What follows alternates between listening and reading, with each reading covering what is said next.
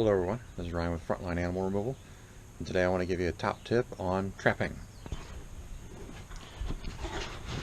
Many of my customers, or people who call me up for advice, want to trap the animal themselves. So they'll go out and they'll buy traps kind of like these.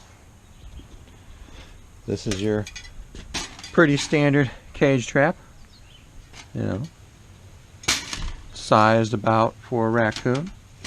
It's got a handle at the top, a guard to protect your hand while transporting the animal. It has an angled door with a locking bar. Door comes up like this. Hooks right here. It is now set. Pretty simple, standard stuff. Here we have the same trap mounted on a piece of plywood. And I'll explain why this is mounted on a piece of plywood in a minute. But if you decide to start trapping yourself, let me offer you some tips. After you purchase your trap, set it and press on the pan where the animal would with their paw, just to see how much effort it takes to cause the door to drop. If it takes considerable amount of effort pushing down on the door on the pan,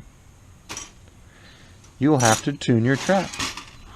And the way you tune your trap is this little hook. It's supposed to have just enough resistance to keep the door from falling, but not so much resistance an animal can stand on the pan.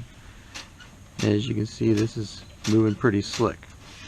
Sometimes this bar catches here on the wires of the cage.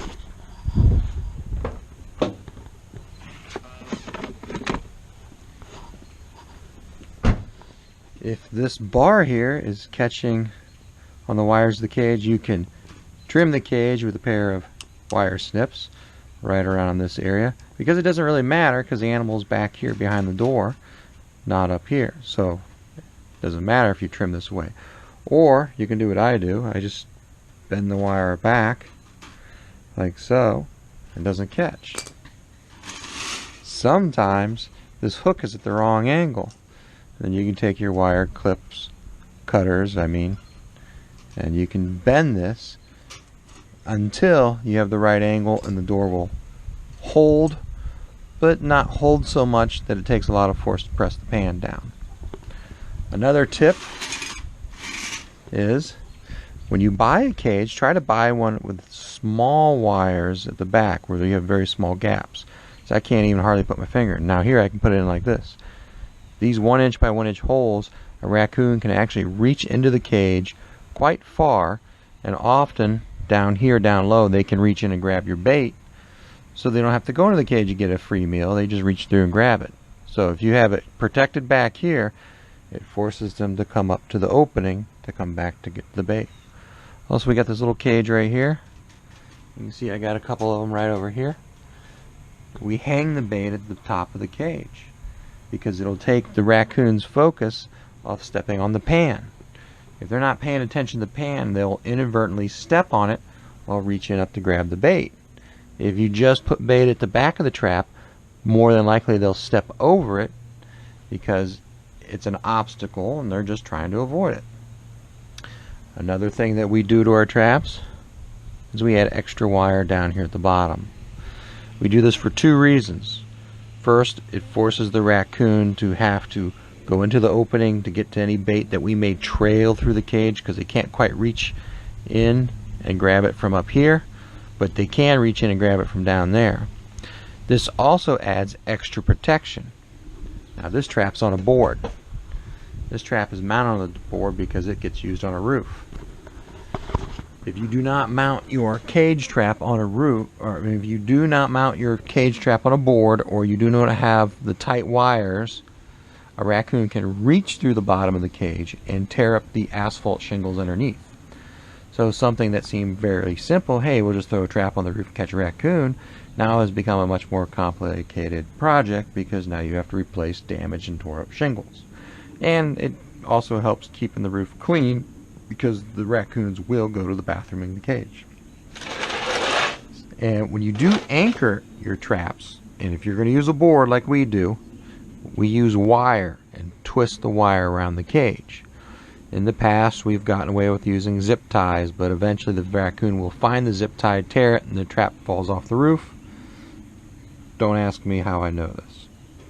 So we wire the cage trap with wire, heavy wire, not thin stuff. This is about 14 gauge here. Mount it on a board. Then the board gets screwed to the roof with a quality fastener, not some cheap thin little nail. You have to use a quality fastener because you have a potentially 30-pound animal pushing and banging around inside this cage trying to get off a roof. You do not want the trap to fall off the roof. And if you're ground trapping and you do not want the lawn or flower bed destroyed, put the trap on a board. They can't reach underneath and grab the soil or lawn and damage it as well. So these are a few of my tips for cage trapping raccoons. Mount the traps on a board to protect the roof or the ground. Put some extra wire around down here if you don't want them reaching in. Or buy a cage that has smaller wire at the back so they can't reach in and steal the bait. Hang the bait from the top. It'll take their focus off the trigger pan. Make sure your trigger pan has easy travel and movement like this.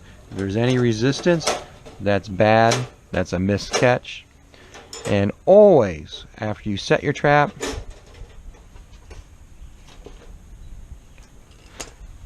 get a stick or a pole, or you can even use your hand.